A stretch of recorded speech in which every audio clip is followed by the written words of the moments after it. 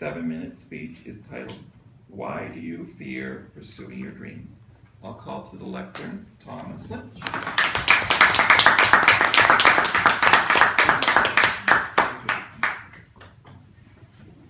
Fellow Toastmasters, members and guests, good evening. How are you this evening? Hi. Good, I have a question for you. How many of you fear something? Okay, all right, good. That was a trick question. We all fear something. We gotta have one fear, right? But why do we fear pursuing our dreams? Someone once said, fear is false expectations appearing as real. And I think about that for a second. Just think about that. You mean to tell me that when I, or any of us, want to pursue a dream, that we let a fear, something that's false, some type of expectation or limitation that we make up in our minds, stop us from pursuing something that we're passionate about? Doesn't make any sense, right? So, I remember when I first started trying to decide on which direction I wanted to go with a career and trying to find my passion in life, I looked towards speaking and thought of that as an option. But what stopped me at first was the fear. And I mean, I don't know if all of you can attest to this, but at some point, at least someone has had, in this audience, has had a fear about coming and speaking in front of a large group or a small group. And I talked to my girlfriend before I decided to join Toastmasters or even attend a meeting. And I said, you know, babe, I'm really thinking about pursuing public speaking. But the problem that I'm having is that I'm a little afraid to get in front of people. You know, you gotta tell stories, there's an art to it. You know, there's different things that you have to keep track of and know when you're up there, you know, especially your message. You gotta know what you're talking about. And she said to me, she said, babe, quit being a punk. You can do this. She's like, you tell stories, you know, you talk to people every single day. What are you worried about?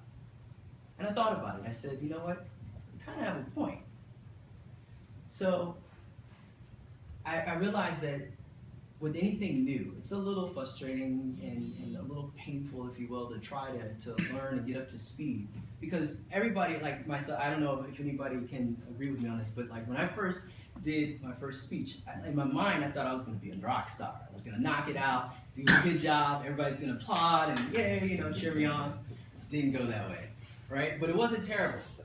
But what I learned was that, one, I read somewhere that people would rather, first of all, public speaking is the #1 fear next to death. So you mean to tell me that people would rather die than to talk and stand up in front of people and just talk? I mean, we do this every single day. So I said, okay, let me just try it. You know, worst case scenario, I get up here and I pass out and somebody calls 911, okay? Yeah. So I had to try it. I had to at least try it once.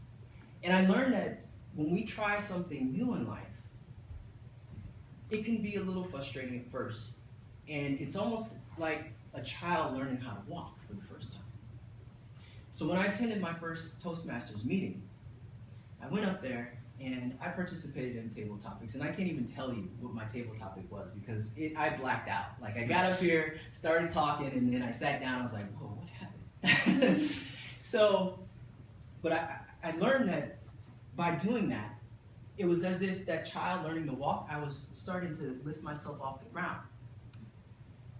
But I continued to pursue it. You know, even though I was a little nervous and had a little bit of fear about doing it again, I decided to really focus in on my message. What do I want to talk about? What is my purpose for being up here speaking? And I looked to a lot of different motivational speakers like Les Brown, Eric Thomas, Tony Robbins. I mean, all these greats. And I found something from their messages. I found that I had a passion to speak. And I used to be, well, by trade I'm a musician, and I love performing, so I've had some experience with being in front of crowds. But then speaking, it was just like a whole nother arena for me. But I enjoyed it. And the fact that when I listened to these motivational speakers, they really changed my outlook on life and my motivation to really strive for something great for myself and to encourage others to do something great for themselves. So I went to another Toastmasters meeting and I did my second speech. And it was as if I was standing up, but my knees were shaking a little bit, like the child trying to walk. And so I kept working on my message, trying to figure out, okay, well, where am I going to go? What do I want to do? I'm going to try to motivate and inspire people. And I started speaking. I made a goal. I said, you know what? I'm going to get to my communications manual and go through every single project each week that I attend Toastmasters. And I did that. And now I'm on my 6.2 speech because I did this a couple of weeks ago. But I learned that I took my first step, right? So I kept going, and I decided that I'm totally going to change things up. You know, I really want to become an entrepreneur, start a business, and really start focusing on inspiring people. So my focus is youth motivational speaking. And I took some steps to reach out to some organizations to come and speak to some youth. And I'm proud to say that in the next week, I will be speaking at a boys group home in Woodland Hills on February 7th. I took another step. I decided to keep going and pursuing other opportunities. I contacted someone at another organization. Came in, I talked to them, took a tour of the facility, took another step. I'm part of their speaker series. I'll start speaking in March. I'll be able to speak to a group of kids ages 13 through 19 who are at-risk teens. I still keep taking steps, right? So if you can imagine this, I'm standing in a tunnel, and on one side, there's darkness. What I realized is that through that darkness, that was my doubts, those were my fears, those were my limitations. And I look over to this side and I see light. This is the direction I'm heading, towards my dreams, my passion. And before I know it, you know, I'm getting closer and closer to this side. All because I stopped fearing public speaking. So I ask you, which direction are you walking? Are you walking towards your passion? Or are you still over here in your fear? Or have you started walking from your fear towards your passion? All I know is that this was the best decision I could have ever made. It feels good to give back. It really does. I enjoy what I'm doing, and I couldn't ask for anything else. But I realized that in life, we have two choices.